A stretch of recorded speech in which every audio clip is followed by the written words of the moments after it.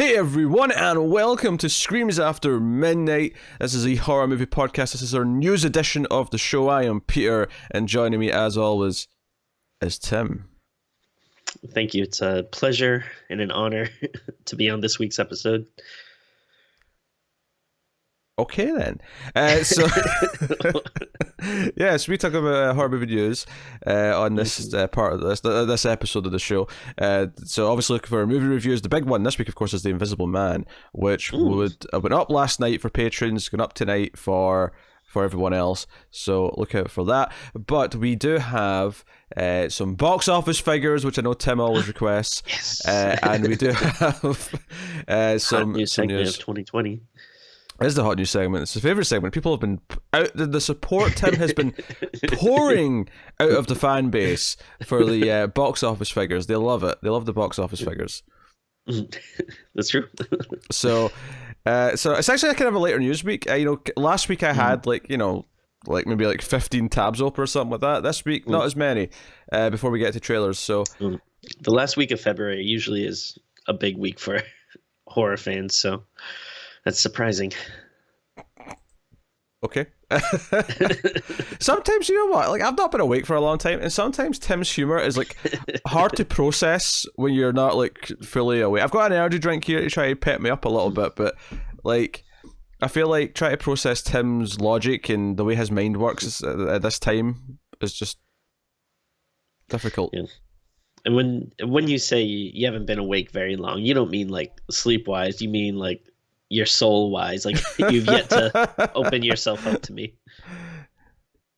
I thought I had opened myself up to you, Tim. I thought we shared a special moment. Well, we don't talk about that. What happened in the cave stays in the cave. Yeah, exactly. Okay. Let's start off with the box office then. And Box Office Mojo's letting me down. I don't have the weekend there yet, but luckily Deadline has their list up for me, so I can still look at it. And we did make guesses last week. In fact, let me just retrieve those. Ooh. We made guesses last week. So I guessed 25 million for The Invisible Man, and you guessed 35 million. So we did make well the different guesses. But, that's what we guess. Obviously, Invisible Man was the big new movie of the week. So I can tell you, it's number one. A horror movie is number one. Yes. Nice. And I felt like I said something a week or two ago where we said, I said we should think of something we should do whenever there's a horror movie that makes it at number one. But we haven't thought of anything yet. So we'll just go, yay! Yeah. We'll slime you. Tim, keep it PG.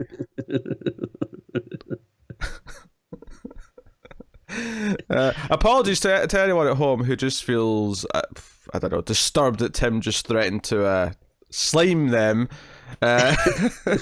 Apologies, he does not represent the views and opinions of Screams After Midnight Ltd. It's okay when a little green ghost does it, but I can't talk about it. Come on.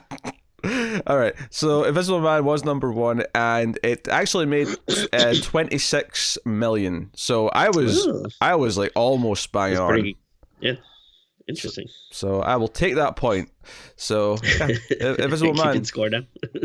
Oh, we can keep score. Yeah, people know at home who's winning.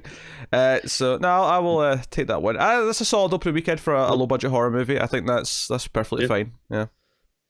So, hopefully the good word of mouth, which it seems to have, will mean it has some legs for a few weeks, and it can trickle in some monies. That was actually what finally bumped Sonic off the number one spot, because that's now at number two. Sonic and Call of the Wild, just tough weekend for them. I mean, Call of the Wild didn't exactly do a lot of money. Tim, I know you're into some of these anime things. Are you a My Hero Academia person? I haven't checked it out yet. I have heard good things about it. Which I should probably check it out at some point. But it's, I don't know. It's a weird thing. I do like anime a lot, but I'm not really interested in superheroes. But I don't know. Maybe it's just because I haven't really checked it out yet. Maybe if I watch it, I'll love it. But no, I haven't really seen it yet, though. Yeah. Okay.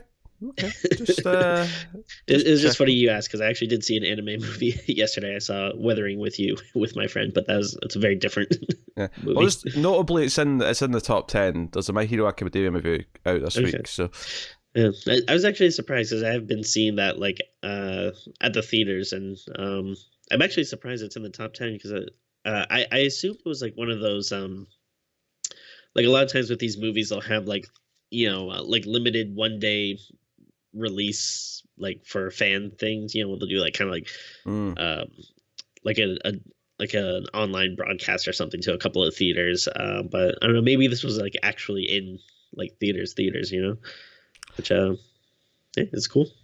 yeah, yeah, yeah. So that is there. Obviously, the big thing I know you wanted to find out about is where Brahms the Boy 2 fell to after its, what was it, number 3 last week? Number 4? Is one or two, I think. Uh-huh. So it fell to number 8 by the looks of it here. Hell yeah, top 10. 2, 3, 4, 5, 6, 7, 8, 9. Yeah, yeah. Oh, it's the number that weirdly in this Deadline article they've got 2 at 7 because I guess they're saying they kind of tied, but they didn't. But anyway, so yeah, number 7. Which number am I looking at here? Yeah, 2.5 million it made in its second weekend. Not bad. Yeah. For the record, that has not made 10 million domestically yet. It's not hit 10. Invisible Man has outgrossed its entire run in one weekend. In fact, Invisible Man has also outgrossed the entire run domestically of Fantasy Island, which is at number 10, and that only made 2.2 million this weekend for a now total of 23.9 domestically. So those two bombed. Invisible Man doing not bad. Seems to be more of a horror hit, which is good because it's a better movie than Brahms the Boy 2. So can't speak to Fantasy Island, but given it's from the director of Truth or Dare, I'm feeling pretty confident. Yeah. I haven't really heard many people talk about it. Guess we'll do it eventually. Brahms the Boy 2's worldwide total. Yeah. Now this is where the money comes in. Now this doesn't include the last 2 days of the domestic, so this is not really a great figure. This is the problem with Box Office Mojo not being ready with its weekend figures for us recording, which it was last week and usually is at this time. So I don't know what's taking them longer.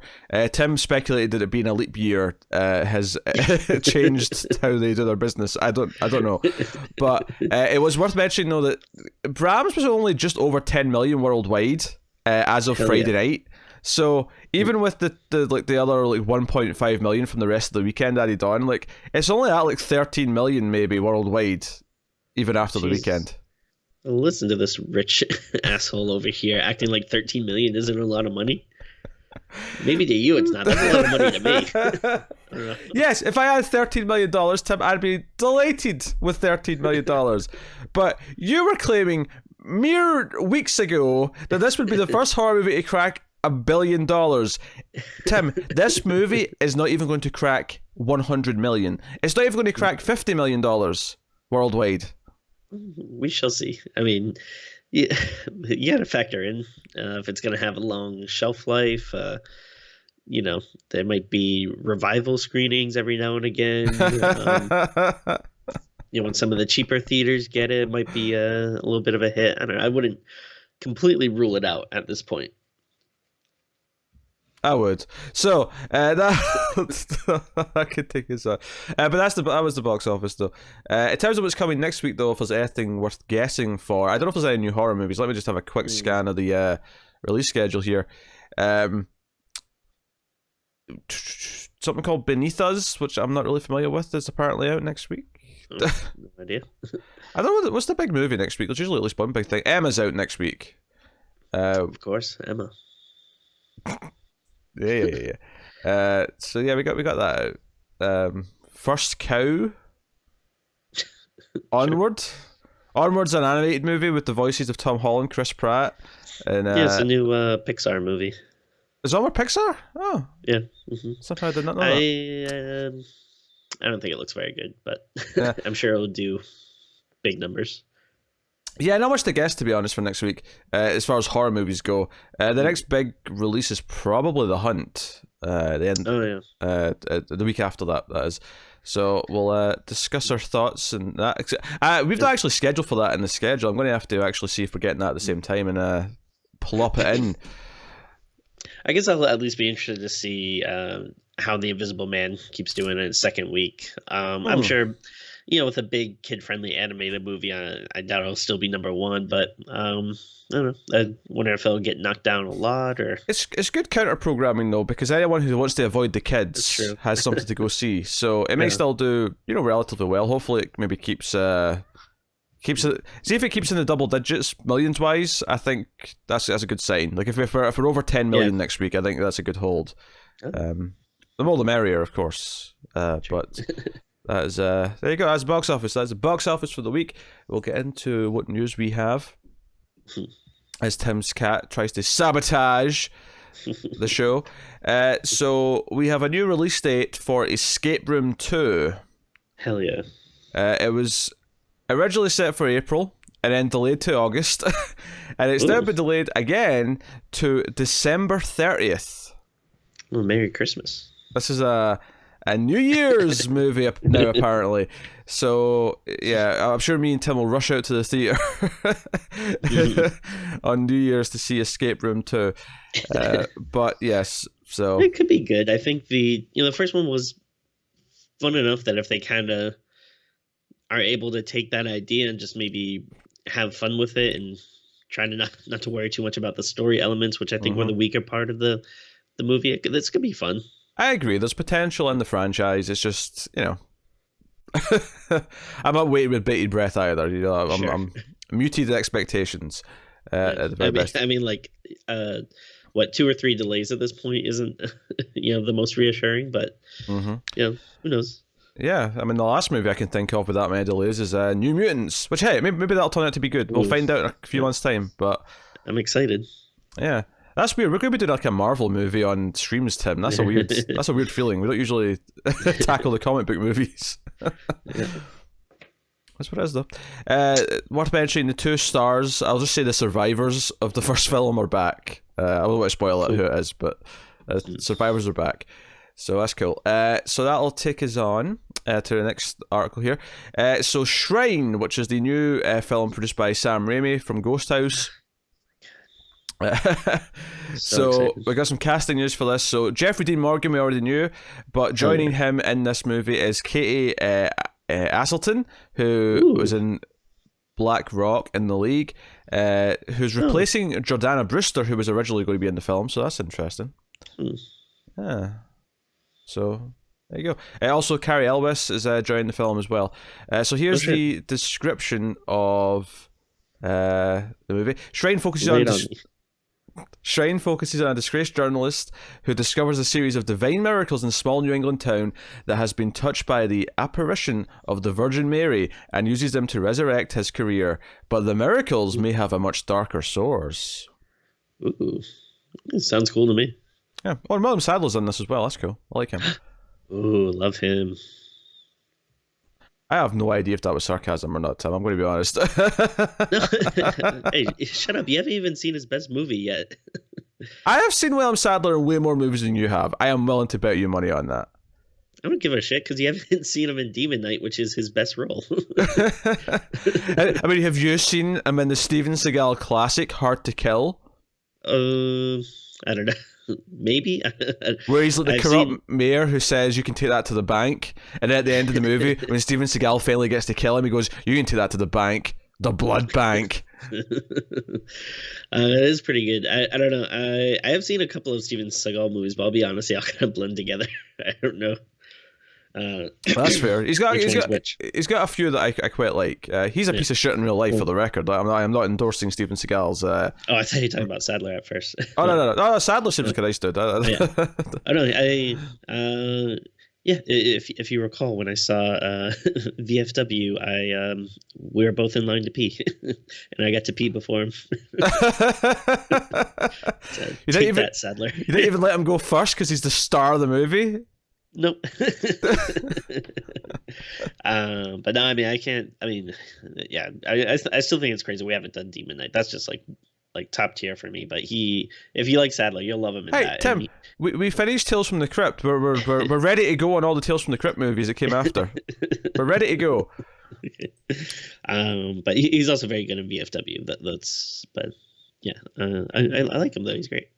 That is great in tons of stuff. You know, he was in The Mist. He was in Shawshank. He was in. Oh yeah, right. Yeah. You know, he showed up. He was in the first Roswell TV show, and he's the president in Iron Man 3. Is there more than one Roswell TV show? Yeah, there's a new one on now. They rebooted it. Oh really? Jesus. All right. Which let's be honest, I only know that because I do a TV podcast. That's the only reason why I know that. Sure.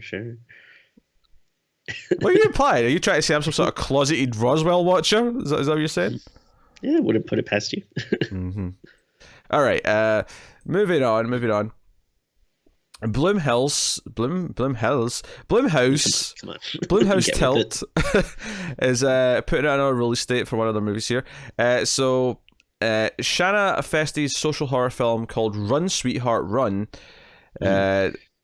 That was at Sundance Film Festival. Described as Get Out meets Rosemary's Baby. The terror begins when a blind date turns violent and the woman has to get home through Los Angeles with her date in pursuit. So it's like a chase movie through LA. Honestly, that sounds like a pretty simple but cool premise. Sure. I'm kind of into it. So what we have now is that it's going to be releasing in theaters on May 8th, 2020. So we should be getting a trailer for that in the near future.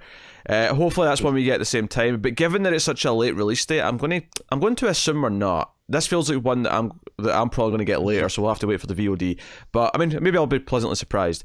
But so this is a new Blumhouse Tilt film. Yes, they'll probably be worried that like you wouldn't understand it because there's gonna be like a lot of streets, a lot of cars, a lot of stuff that might seem weird or strange to you. You realize that I'm talking to you through Skype on the internet right now, Tim, right? Yeah, but I mean, like where you live though, there's like what 1-2 roads maybe. Tim, you realize that the island I am on had roads before your like overgrown colony has, right? You realize that? Overgrown colony. Okay. Go eat In-N-Out burger, yeah, dumb American. All right. Oh, for the record, I am not an In-N-Out fan. Yeah, what a burger fan? I hear there's a rivalry.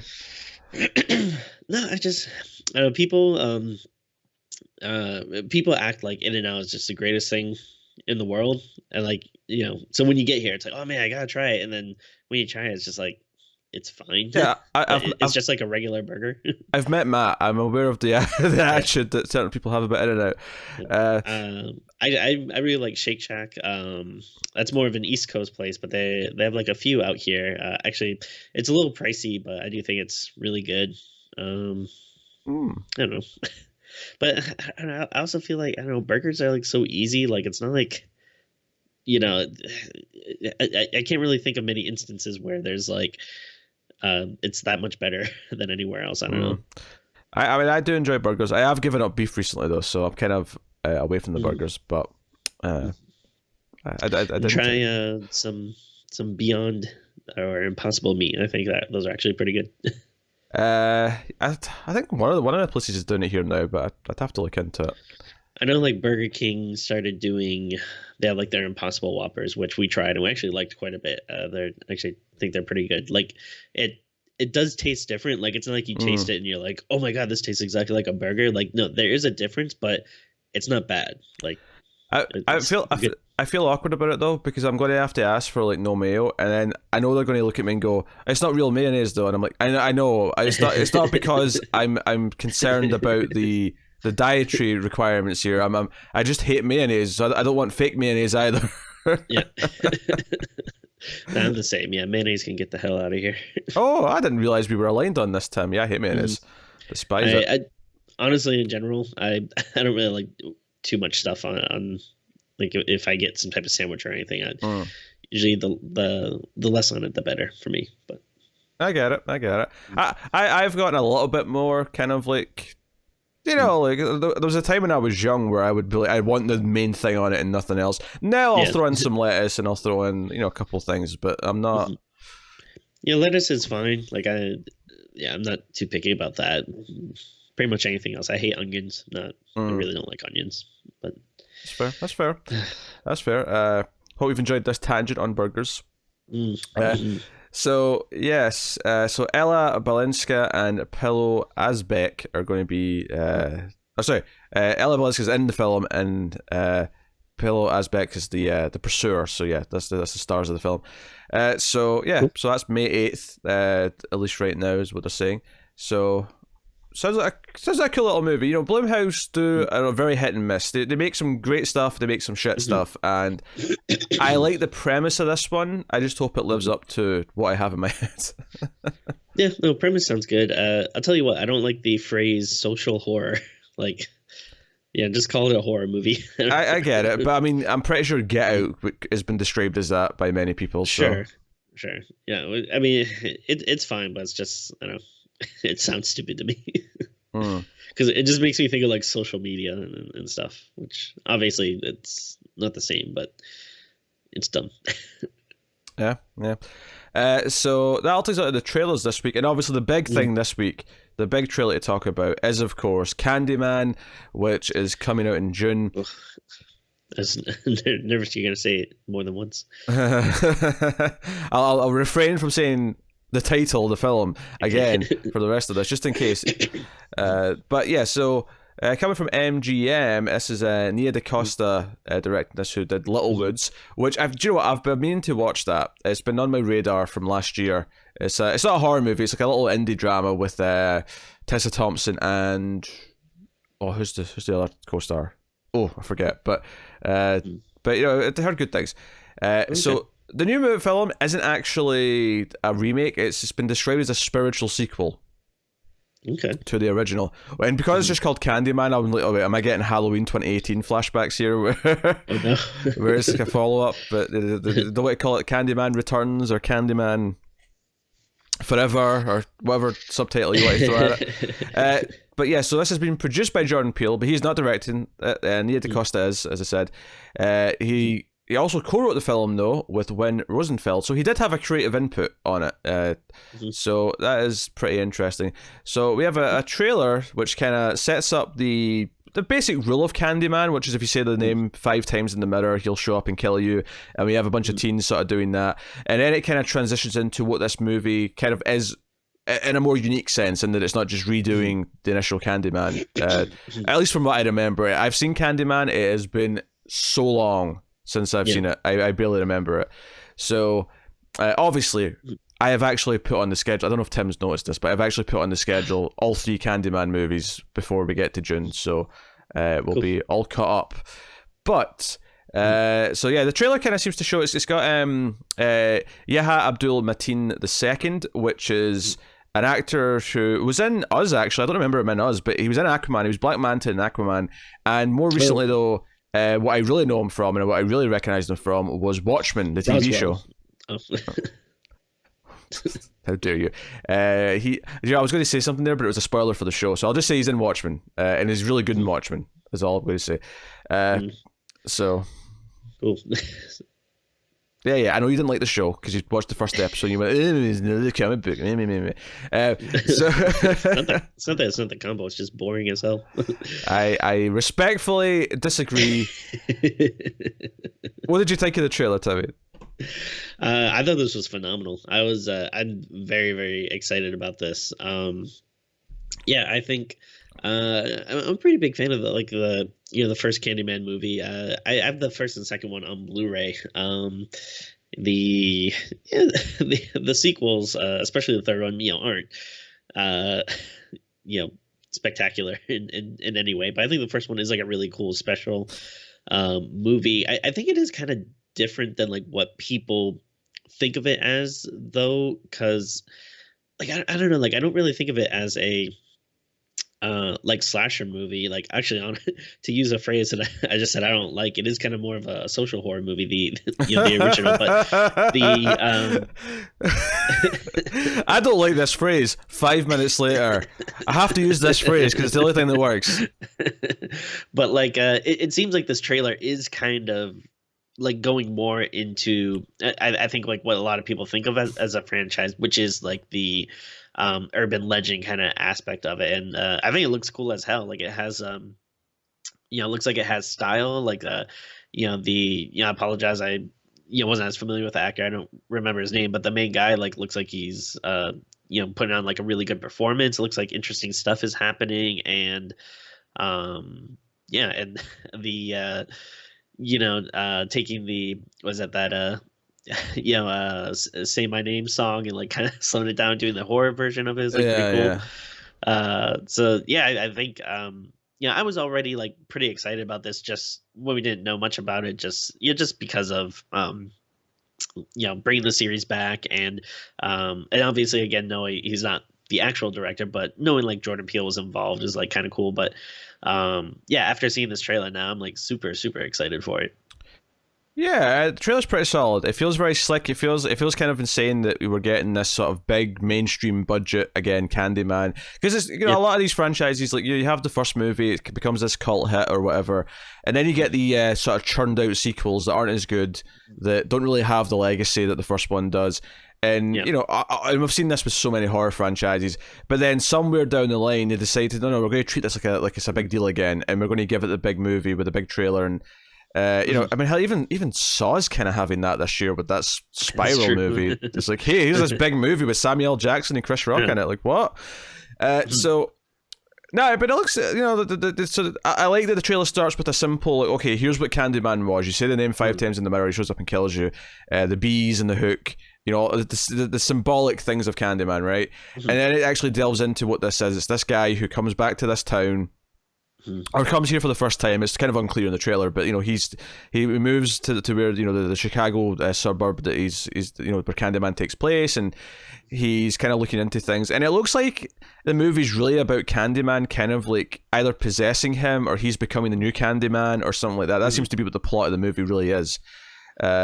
But no, I was into it. I think I'm intrigued. It makes me actually kind of looking forward to like revisit at least the first Candyman movie. Not so much the sequels, but we'll definitely do those soon. I think the first one is scheduled for pretty soon, so it shouldn't be too long before we start digging through those. But and I never really or thought of Candyman as a slasher movie. I guess it kind of sounds like one, and you see like the poster with a hook, and you're like, yes, this looks like a slasher movie. But it never really felt like that to me from memory. It always felt like it was like this urban legend thing. It felt like if Freddy Krueger technically counts as a slasher movie, but he's kind of like as far away from it as you possibly can get, I feel like Candyman's on the other side of that, where he's kind of like Freddy Krueger in a way, but he feels less like a slasher movie than Freddy does.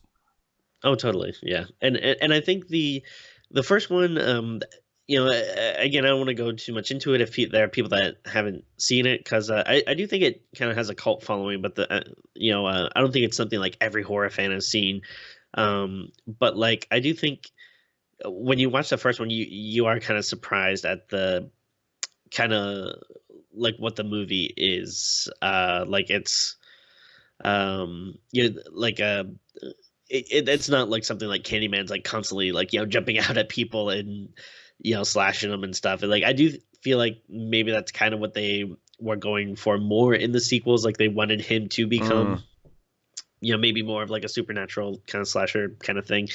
But it's really not what the kind of the first one was about. And yeah, it's like they realized the popularity and they wanted to try and like make him the next Freddy and Jason, make Candyman be the next one of those, and that's not really what the first movie was going for. So I think that's kind of like what happens. Like anytime you have a horror movie that has like a very standout, recognizable thing in it, like obviously Hellraiser is probably the best example, where Pinhead's not really the focus of the story, but then obviously that's what people remember and kind of try to make into like the franchise, which actually is pretty apt, because Clive Barker, I believe Candyman is based on one of his stories as well. Oh, interesting. I didn't realize that. Yeah. No, I'm intrigued, and I think there's a couple of moments in this where you see like the silhouette of Candyman, and it does Yeah. genuinely look like it's Tony Todd. And I know Tony Todd Yeah. was like sort of rumored to like kind of be involved in this in some way, so I do expect to see him or at least hear his voice at some point. Yeah. And I think that'll work really nicely. But Abdul Mateen is a good actor from what I've seen, and I think he's actually kind of perfect for this role. So. That's cool. That's cool news. Candyman looks pretty good. So that is there's a lot of big horror movies coming out in theaters this year. You know that? Like I was just Yeah. when I was writing down kind of what's coming out, and we just obviously Invisible Man just came out this weekend. We have Quiet Place 2 coming soon. We're going to have Candyman. We're going to have a new Saw movie. There's a lot of big high profile horror movies coming out. So I was telling my wife this the other day, and you'll probably laugh at it, but I do think like someone should hire me as like a trend predictor or something, because like every like everything I love is like the biggest thing now, because like I always loved comic books like way before it was the biggest thing, and now those are the biggest movies. And like horror, I've always loved horror, and now there's this kind of big horror resurgence, and there's all these horror movies in theaters. So I mean, like people need to come to me and and just like look at what I like, and they'll know what to do. yeah, but Hellboy sucked and bombed. So I mean, clearly this is a flawed logic. I mean, I'm not saying that like every comic book or horror movie that comes out is good, but that's what people want to make. Well, no, but I'm saying that you're saying that what you like ends up being a trend, and I'm like, Hellboy didn't end up being a trend. Goats aren't a trend. Well, all I'm saying is, comic books, horror movies, some of the biggest things right now, and it's because of me. It's because of me. Yeah. All right, let's move on to the next trailer. We have Witches in the Woods. Premiered at Fright Fest UK. It's about 7 college friends who go off the grid snowboarding trip. It takes a turn for the worse when they get lost in the woods. It comes to VOD on April 24th from Shout Studios, that Shout Factory, that company. So here's the full description, and then obviously we'll talk about the trailer. Jill, a tenacious college freshman, abandons her studies one weekend for an off-the-grid snowboarding trip with 6 friends. Driving through the freshly logged mountains of western Massachusetts, a road closure forces them onto an unmarked route into a dark forest. These are the very woods where centuries ago a dozen women were convicted and hanged for witchcraft. Disoriented in the dense wilderness, the friends slam the SUV into a ditch, totaling the car. I assume accidentally. That feels like a really odd thing to do. As nighttime falls and temperatures drop, the group dynamic begins to unravel. Hypothermia sets in, and violent hallucinations threaten the group's sanity. With nowhere to go for help, the group risk freezing to death or facing the horrors that lie in the haunted wasteland beyond. So, yeah, the trailer kind of shows what we just described there. It's like, all these college-age kids in a car. It's freezing cold, and they start having visions of witches. And, is it actually, just them going psychotic? Is there actual witches in the woods that are doing this to them? Mm-hmm. And if it is witches, then why are the witches who were, unjustly, executed? Like, why are they picking on these randomers? Like, I mean, these college-age kids in 2020 didn't contribute to their demise. Do you think Jill will use her lock-picking powers to save the day? I knew it was coming. I knew you couldn't resist making a Resident Evil joke. Joe, my concern is there's going to be a twist at the end of Act 2 where they all realize they're descendants of people who were like the judges and the executors and the executioners is what I was trying to say there. I feel like that's the obvious thing that I can see them doing with this bullshit. I mean, how they'll find that out, I don't know, but yeah. I just hope that at some point they are out trying to outrace ghosts on snowboards. If they do, this might be the movie of the year. Could be.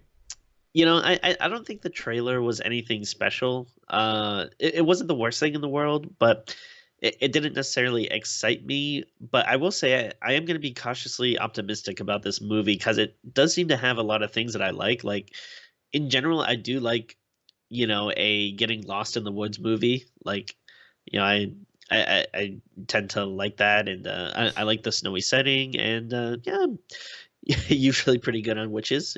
Nothing wrong with witches. Uh, so yeah, I'm at least like tentatively kind of excited about this movie, but you know, I mean, I doubt it'll be like the best thing of the year, but it could be cool. Yeah, worth mentioning the lead actress here uh, is Is a that Patreon subscriber. that's not what I was going to say. No, I was going to say Uh, she was the possessed girl in the first season of The Exorcist. Just so you make north from that. oh, okay. Yeah, I didn't recognize her in the trailer. I just in the article it said, "Hey, her from The Exorcist." I'm like, "Wait, what? Who was she?" So let's go. So directed by Jordan Barker, who directed Torment and The Marsh.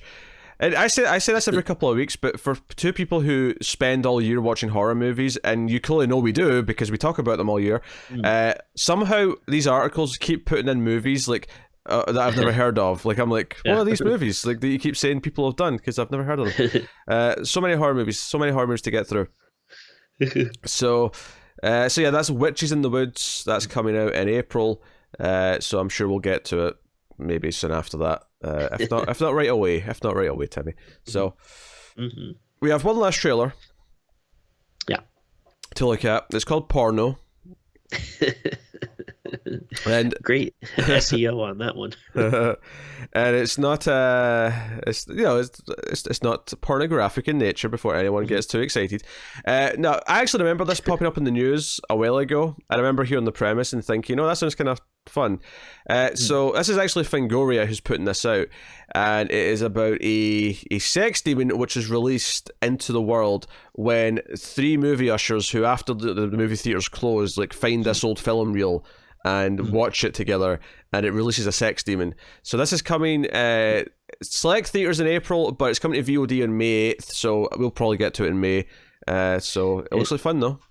I think you skipped over the best part though. This all takes place in 1992, which You're right, yeah. I like that little aspect of it. Yeah, it's always funny. I actually glossed over this, and Tim said we're not doing this trailer. And the reason why I glossed over it is because the headline on Fangoria said it takes you back to 1992, and I assumed it was just some old movie coming on Blu-ray from 1992. But like, yeah. So I thought the trailer looked fun. I don't know how do you feel about it? Oh no, totally. It's like I wouldn't say it completely sold me, but I mean, I definitely want to see it. Like it's the trailer and the premise has intrigued me enough that it's on my radar. I wouldn't say that I watched the trailer and was like, "Oh my god, this looks like it's gonna rule." Yeah, I agree. It could, but Yeah, I'm not like I didn't love. I mean, I wasn't in love with the trailer, but I thought it looked fun.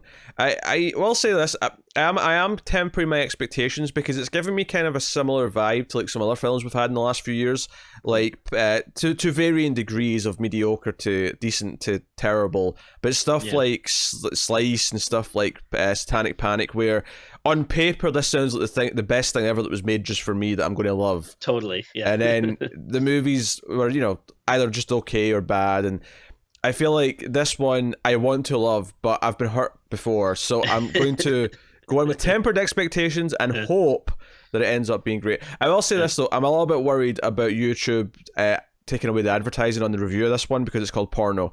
Oh, yeah. They're going to be like, Porno? Should this be on YouTube? We'll have to think of how we can do that. Yeah. I think, well, like the other movies that you're talking about there, I think what they all kind of have in common is that these are all touted as comedies. It's like obviously it's fit for the show because it's like horror comedies, but I do think I'm a lot more lenient with horror than I am with comedy. Like it's I sometimes I can be a bit snobbish or select in the comedy department. So Yes, and you're definitely lenient with horror. Exhibit A, The Boy. yeah, boys will laugh riot. So yeah, that I think that's maybe why like you were saying, like expectations are a bit tempered. I think that's why it is for me as well. Like if it was a straight up horror movie, I'd probably be a lot more like, oh hell yeah, I can't wait. And then if it's comedy, it's like, oh, comedy can be such a hit or miss thing. Like all right, I'll see it. But no, I think it still looks pretty good. You know what? Actually, I forgot to bring up too. I I don't actually. I'm not even really sure if this is a horror movie, but when you went to the movies, did you see a trailer for? I think it's called like a like a promising woman or something like that. No, I It's didn't. like it's like a woman that kind of like she goes out and like seduces men and then brings them like she acts like she'll go to bars and like she'll act really drunk and then people bring her home and then like they'll get like creepy on her and then she'll be like, ah, surprise, I was faking, and then um Oh, hold on, but by faking you mean she then kills them or something, right? well, that's what I'm not sure of. I don't know if the like I'm not sure where it's going in the trailer. That's why I was like, I'm not sure if it is a horror movie because I don't know if it's like, oh, she's just exposing them, or if she's like, oh, I'm gonna kill you now. You know what I mean? But I don't know. No, I've not seen this trailer or heard about it, so I might be getting the title wrong, but I thought it was something like that. But okay, yeah, okay. if it is a horror movie, I'm sure we'll do it then. Maybe she Um, turns into a she-praying mantis and tries to have sex with them before cutting off their heads. ooh, yeah, just like the from the hit television show Roswell. Do you know what's so funny about that, Yeah. Tim? Is there's a movie that I love called Coherence that stars Nicholas Brendan, who was Xander, of, of course, on the hit television of show Buffy the course. Vampire Slayer. And that movie's about parallel universes, and there's a joke in that movie where he mentions he used to be on a TV show, and someone says, "What TV show were you on?" And he says, "Roswell." So that was doubly funny to That's me. funny. But yeah, so there you go. That's the trailers for the week.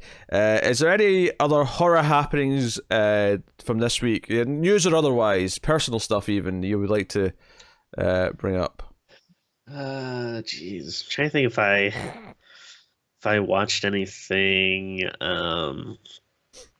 You know, I think earlier in the week we started to watch that movie Final Wish, which I think is from like 2018. We probably did the trailer or talked about it at some point way back when, but oh, it was so boring. It was really, really bad. Right. Okay. Um, So I'll cross that off next week's to-do list.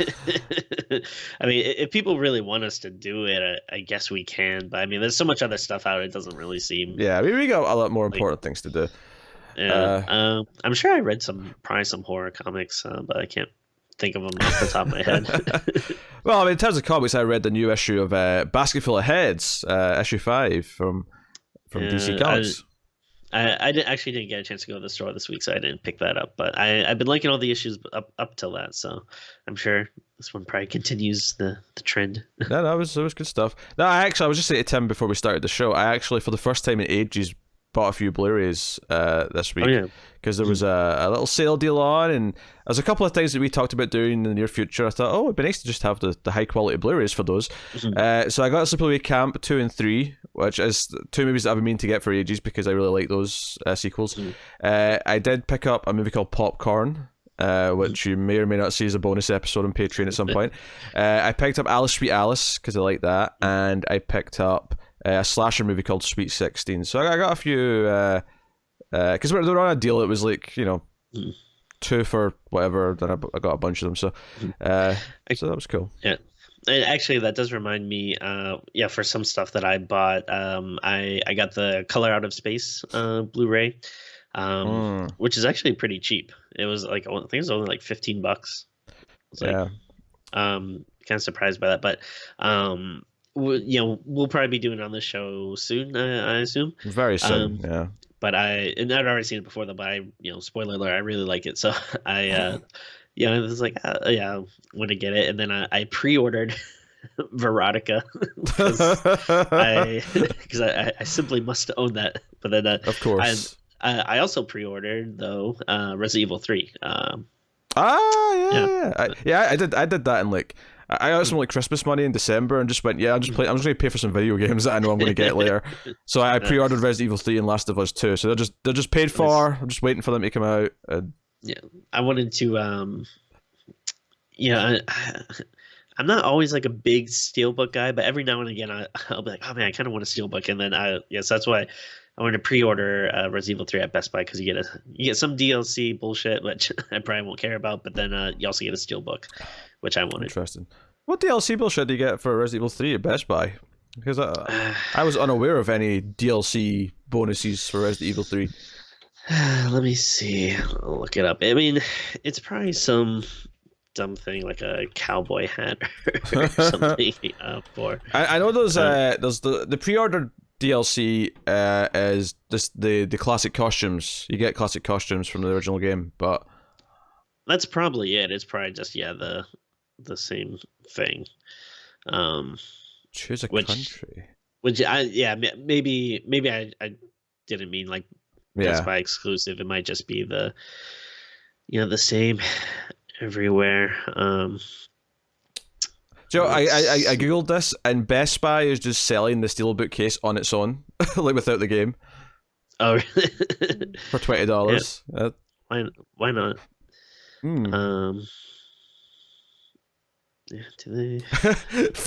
I love this. Features, right? It says Resident Evil 3 Steelbook case. Blu-ray case is constructed of a separate metal piece for the front and back covers, each attached to a plastic core, right? Whatever. Right, fine. But the second thing it says, holds one Blu-ray disc, and then bullet point, it can also be used with DVDs and CDs. Such value, Tim. Such so value. Okay, so that has been your horror movie news and Screams After Midnight for the week, so thank you very much. Like I said earlier, the Invisible Man review episode will have been up last night for patrons, will go up tonight for everyone else, so look out for that. And go see what we thought of the movie. But thank you for watching. You can, of course, like and subscribe. Let us know what you thought of any of the news stories in the comments. You can, of course, get us on the Twitters at Screams Midnight. You can support the show by rating the podcast on Apple Podcasts. Give us 5 stars and a review. More people will find us that way. You can support us financially, of course, over at patreon.com/MailFuzzTV. And yeah, the $5 tier, of course, you get early access to the show a day early for all the movie review episodes. But, of course, at the $1 tier, for just $1 per month, you get access to the exclusive bonus episode that we do every month. There's about 15 now in the back catalogue. The last one we just did that went out just this past week was The Tourist Trap from 1979, and that was a fun conversation. So you can get access to that for just $1 per month. And you get some stuff from other shows that we do as well, not just streams. So go and have a look-see. And I'll also take this time to thank our Patreon producers for the month. So thank you to David Short, Alison M. Fordyce, Sandy Palacios, Tyler Hess, and Talking Superman. Thank you to you guys. So that has been us. So thank you once again.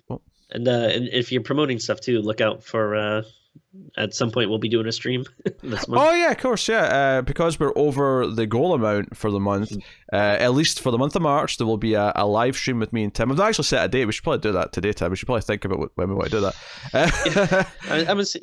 It's still early. The month literally just started, but I'm assuming it'll probably be more towards the middle. Yeah. Endish of the month, but it'll be there. Yeah. I mean, if at last time's anything to go by, it'll be like a Monday or Tuesday, somewhere in the middle of the month. So look out for that. Streams After Midnight. Streams After Midnight. I said that right. Yeah. Okay. Thank you very much, guys.